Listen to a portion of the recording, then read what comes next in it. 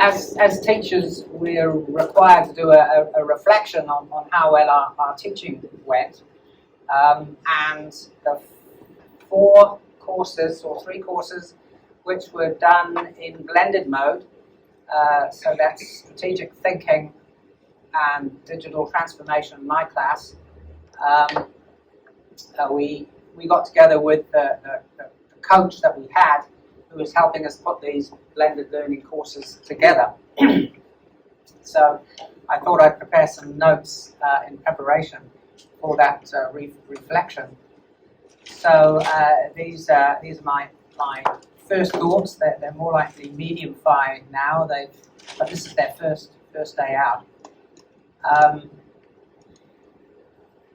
This is a reflection from a research paper on the teaching of a design thinking course, and I learned something from that course. And here's a reflection in that paper from one of the students who took that course. And I know that some of you may say, yeah, that sounds like me. I whined and complained about the amount of work. But now I see what we've done is in action. So I think you've experienced that journey. We met Kerry today. She's the one that commissioned me to do this course. They had a couple of teachers lined up, and they disappeared or withdrew. And they said, so Kerry was asking who could do this course. And about 3 or 4 people, Patrick was one, and a couple of others said, Peter Mellor is who you want for this.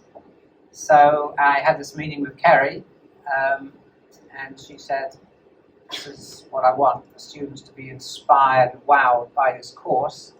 Well, I'm pleased to say that you guys, you inspired and wowed Kerry today with your presentations. So fantastic! I'm going to give you a big clap from me. I was a bit anxious. I thought a week, a couple of days. I've not heard anything from the students. What's going on? I don't know if they're well prepared. I've had no news as bad news as far as I'm concerned. So I was just crossing my fingers and hoping that you would rise and shine, which you have, and in terms of the grades, which I see that teachers have given you, I'm okay with the result. So at the beginning, so there's a definition of what design thinking is, what it's about. There's also the course descriptor, which is basically said the students have to demonstrate that they can undertake a design thinking process. And so you've seen the rubrics focus on measuring and proving that you've done elements of the design thinking process. And we saw that in the presentations today. So at this point, I'll cut into some nice bits of video of your presentations and show that you've done this. So we covered the design thinking process. We've seen several design thinking processes. Bye, Kay. Bye, Katrina. You got an announcement 2 weeks before our first block contact. Some of you ignored it, and some of you got straight in and got ready. Those, and I asked you, what did you think? And if, I can see this is no good, but I told you what you could expect: action learning, authentic learning, mixed teams, flipped classes, case studies, autographical personas, critical reflection, all sorts of new things that you were going to get, which now you know what those are, but then they would have been all new to you. And you came back with your first reactions, and those red words there were either overwhelmed, daunted, confused and challenged, or excited, surprised and enthusiastic. So those are some of the key words, feelings you had right at the beginning. So what I was doing right back then was doing a design thinking-y thing, trying to get a sense of who I was going to be meeting. You've turned out to be a completely different bunch of students than I was expecting to work with, which has been fantastic. Yeah. I gave you advice from previous students, and this might be interesting for you to look at, because I think many of you ignored that advice. Some of you, not many of you, some of you ignored that advice. And if you look at it now, you'll say, oh yeah, should have done that. So things like be well prepared for the class and work from the beginning, and follow the schedule, apply effective time management. And the teamwork, there's a cluster of things about teamwork. Be open to living with different cultures, and certainly we have a fantastic range here.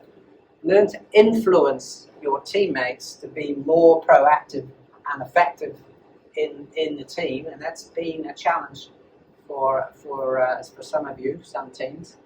Don't hesitate to ask if you have difficulties. So you did that well.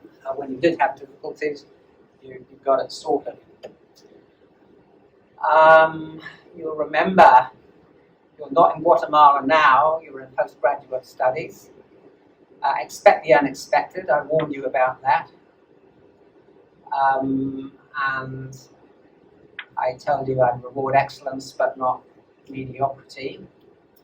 But if things did go wrong badly, you have the chance now in your reflective essay to say, whoa, that was a mistake, or gosh, got that wrong. This is how I would do it differently next time, and this is why.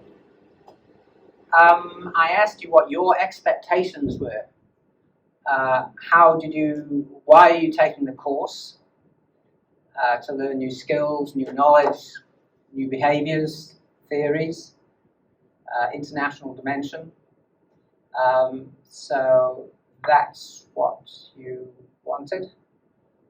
What I've learned, I think, from Lauda is I need to put in here not just to qualify me for gaining work or residency in New Zealand, but a question about getting a better job in New Zealand, one that better matches the experience and qualifications I already have. And quite a few lecturers have asked for the set slides because they can see the value of the answers to these questions to help understand the persona of you as international, well, as some of you as international students. How can I best help you? I was astonished when I took the answers the last couple of days and regraphed them in terms of most important. And I was delighted to find, or surprised, to facilitate effective team-based learning. Well, you've certainly experienced team-based learning, and you've delivered something effective today by your presentations, and you felt the positive feedback from the teachers here. I've given you a lot of feedback on your performance. Some of you might not be happy about the feedback I gave, but I gave it to you.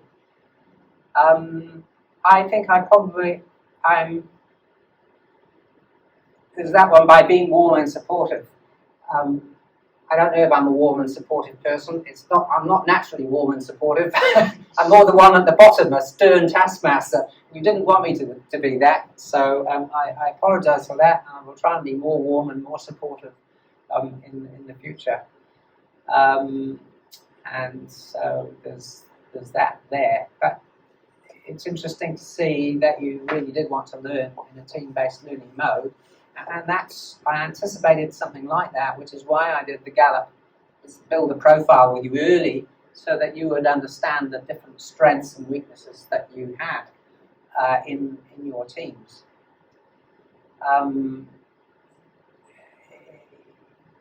You look at this one. Again, the teamwork comes top. You want to learn from your team members. and you expect them to come prepared to team meetings. And when people have not come prepared, you have rated them low in the peer assessment. And I run statistics on your ratings, and you all agree with each other. When you agree someone's high, you all agree that they are a high performer, and you all agree generally that they are a low performer. I've run statistical tests on that. Sharing experience, being enthusiastic, encouraging others' contribution. I've heard many good stories about how you've encouraged contributions from others. And you'll see over 50% of you wanted honest appraisal of your performance. So even if it's honest performance that says you're not shaping up, you wanted that, and so you just have to treat that as tough love, all right? They're giving you honest feedback, maybe tough. You adapt and bounce back, and try better, try something different next time.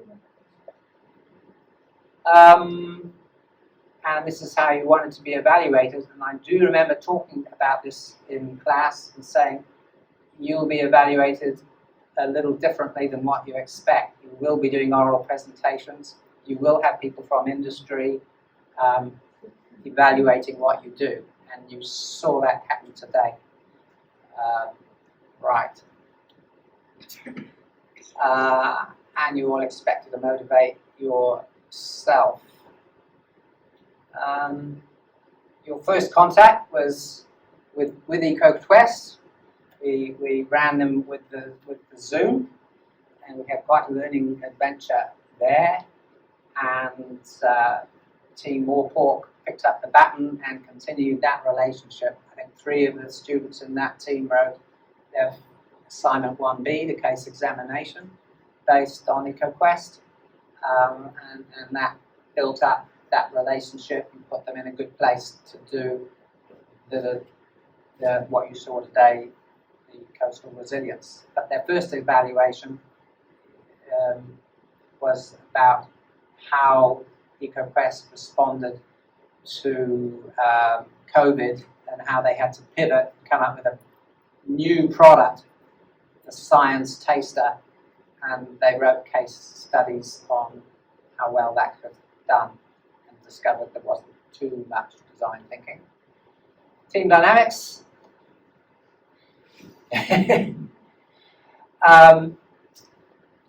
I'm sorry if this is no longer culturally appropriate. Many chiefs, few Indians, were referring to the American continent. A lot of conductors and rather few experts in this class. You'd expect a more equal balance of roles in the class. So our conductors were a lot of people, great management talent, love of hard work, focus on operations, great team workers, good at delegating. The rainmakers, aggressive, optimistic, risk tolerant, intensely driven. And then the experts, primarily focused on product development and research, high bar, believe that being the best is what's done. So a proper team needs to have a balance of these broad types, but we didn't have too many of those experts to share around, and we had a lot of chiefs, but we managed to deal with that. We had a lot of delegators. We had a lot of people wanting to organise other people to do the work, and we were rather weak on the talent of knowledge, which is people that love to learn and share their knowledge with other people. Now, as an academic, I am used to working with classes, students, where we have a lot of people. They are there to learn. So this is a distinctly different kind of persona in terms of a typical class of students there to learn new theories, learn new ideas, and apply them. You have talents and strengths in other areas, which perhaps because it's called a Master of Applied Business is appropriate. We got what we asked for. It's not what I expected. Disruptors are the people who think of novel ways to move forward. You brim with ideas, you imagine all possible futures. You are the natural creatives. I had a master's program where 95% of the students were disruptors. The class was absolutely disruptive. We had these guest lectures coming in, and these people, they would say, the lecture would start, we'd do his lecture for 5 minutes, and says, oh, where did that idea come from? Where's it been applied? Who uses it? Prove it's a good idea. We had to tell our lecturers, for every hour of lecture you've got, you'll get through 10 minutes. The conversation was just so intense. And some of you are going, oh, now I know why those disruptors in my team were brimming with ideas and possible futures and just not quite focusing on what we wanted them to do. You're right. But that's what we need as part of a design thinking team. And there you are, there's the knowledge people. So we are now, for this class, we're now better prepared for the kind of people that we are coming here. I did a health check with you because I got wind, well, I always do a health check anyway. So at the second block, I found that 2/3 of you were very anxious and worried, the red one there. So 3/4 of you were anxious and worried about this class, and a small number, about 1 in 6, felt in control. And partly it was to do with the workload, that you were way over. You should have been up to between 45 and 60 hours by block 2, but some of you felt that you were way over 60, 70, 100 hours even. But some of you were way down the other end, 16 to 30 hours, 0 to 15 hours, 0 to 30 hours. So that the work, slow engages at that end of the spectrum. So a very wide spectrum of engagement by the second workshop. And I asked you, how will you develop flow? What steps will you take to get to that beautiful state where you feel challenged, not bored, you feel challenged, but you feel confident that you will meet those challenges? And these were some of the responses that you would take, such as get in control with constant learning and reading, and develop and practice the skills by doing additional reading and some other things in there. So this is block 3 now. So this is a month later. So now we've got only half the class anxious, and we've got half the class relaxed and in control. So at least going in the right direction. And I will do another survey, kind of an exit survey. I know you've just done the Unitech one, and some of you did it a week or 2 before even experiencing this last event. I will do one probably around or after you've done the reflective essay. I'll make it anonymous so that I won't know who you are, but I would like you please to complete it so that I see where you ended up. And I'll be asking you, what advice would you give to the next bunch of students that takes a course with Peter Mellew, because it's going to be a different teacher that takes this next block. Workload today, more we're on track with the expected number of hours then. Some way over 125 hours there, 30%. and still 20–30% a bit underworked there. So we've, in our discussions about the other block courses, we've found it's been very difficult for you to juggle between the block courses and the weekly courses, and all sorts of things have happened. Weekly courses have driven out block courses, and the blocks have driven out the next block, and it's been a very difficult challenge for you to plan your time.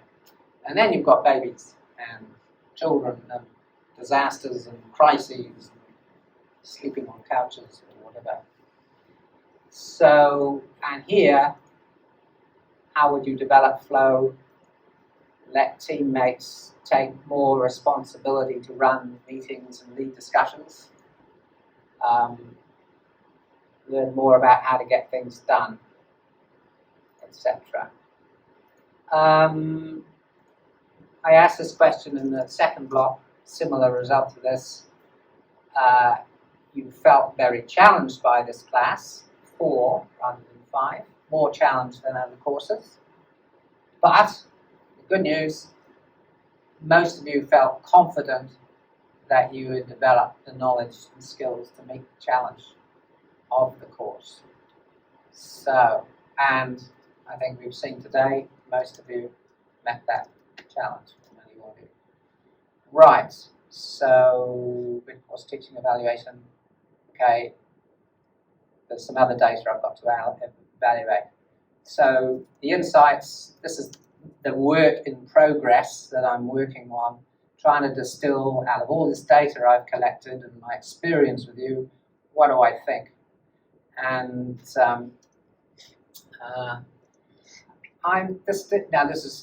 is controversial. You may hate what I'm coming up with here. I think there are 4 persona of people in this class. Not all of them are here anymore. They have, I think we've lost about 4 or 5 people in this class. Most sadly, we've just lost Catalina. It's not all lost for her, but we've lost Catalina. But I think there's the mainstream MAB student, both academically proficient, they're up to the capability of operating at postgraduate level, and they are professionally focused. They know why they are here, what they are trying to achieve from studies. We've got the slow engager, who is academically challenged by what's going on, but they know why they are here and what they're focused on, but they took a while to get going with this course. We've got the happy wanderer, who doesn't quite yet know what career they're looking for. They're hoping something will turn up from their studies here. They're academically proficient, so they can cruise through, but they're not using the course as best they could.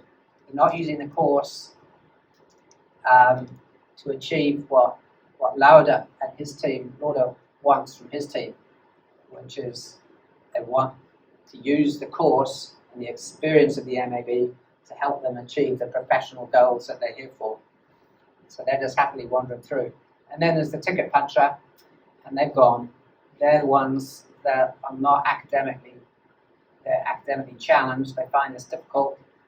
They don't know what their career is, and they're just turning up and hoping. And those are not going to do, least likely to be satisfied with what this course is about.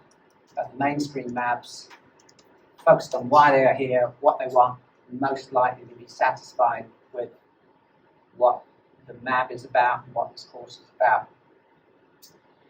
The slow engager, I've described you as you survive academically once you realize the method and the madness. And then the happy wanderer struggle to align the approach with their poorly defined career aspirations. So you think this is terrible, then write about it if you like in your reflection, or let me know. But this is what's mulling in my mind. Feel free to challenge me. I've come up with about half a dozen questions which are on my mind as if I was to improve this course, or if I was to improve the way, if I was to run it again. How can I nudge the slow engagers more rapidly to align with the regular commitments required by the rest of the team and the class? Because the teamwork is crucial here. How can the sense of confidence in the course be brought forward within the learning experience? We saw that most of you had confidence by workshop 3 that you would be able to get to the end of the course. How can we bring you that sense of confidence earlier so that it overrides that sense of anxiety that you have? We did talk, how can the anxious, overworked students, not all of you, but just perhaps a quarter or 30%, how can the teaching environment, how can the teacher help you learn to be more efficient, effective, focused, and creative in the use of your time? I did talk about this a little bit after the lecture on, or the tutorial on brainstorming and creativity, about the earlier you prepare and learn stuff that's relevant and delve into the problem, the wicked problem that you're attempting to solve, the earlier you do that, the earlier you have got free time. You've got your mind working on that program in the background whilst you're asleep, whilst you're daydreaming, whilst you're doing routine jobs. Your mind is putting the pieces together in different ways and coming up with new solutions, and that's free time, free work. Right. And some other questions I'm thinking about. Yeah. Improvements. This is where I'm still a long way from what to do. But one useful thing someone suggested was make this jobs to be done list and have it released straight after a block and build on it, and that's what I've done this last block. Rather than just giving you a perfect jobs to be done close to the block, instead give you an imperfect jobs to be done and evolve it, which is what I've been doing. The weekly tutorials, they were not well attended. Really, just one team I think was regularly there, and occasionally someone else came along. I don't know if you looked at the videos afterwards.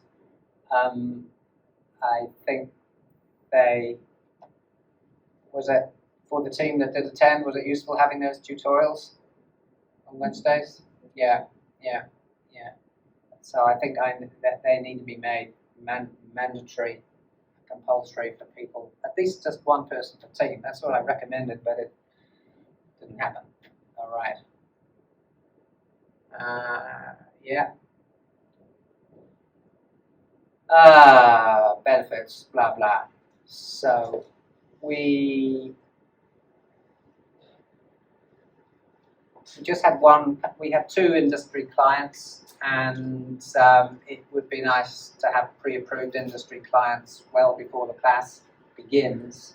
And I think now that we know what class can deliver, people like Craig, who organises the clients, will be better and prepared to say, yeah, we've got these people that will do this awesome job of doing a design thinking or an innovation project with your company. I think with the case examination, I was a bit too ambitious there. I let you write the case and then evaluate the case, and I think that was just a bridge too far for some of you. It was done well by the people in the EcoQuest team. for two reasons. One, we've had the video and the discussion with EcoQuest, so we had a lot of data already collected and a relationship. It was more difficult for some of you to do that when you were coming in cold. And so the traditional approach to a case examination would be, there would be already written a case, and then all you would need to do would be examine it. So that's a learning that I've gained from the weekly flipped class tests. We did 3 of those, and they've been very good indicators of how well teams and individuals have been performing. It takes lots for me to prepare those tests. And I think part of the way of keeping this weekly engagement would be to inflict a weekly flipped class test. Now, I know that some of you in other classes have done short questions or discussions around video. Well, those can be built into that as well. So that's what I would do, and streamline assignments, make it easier for the average student to figure out what's expected and how to get started. Now, the good news is that the next time this runs, people will see more examples of the actual assignments rather than vaguely related assignments.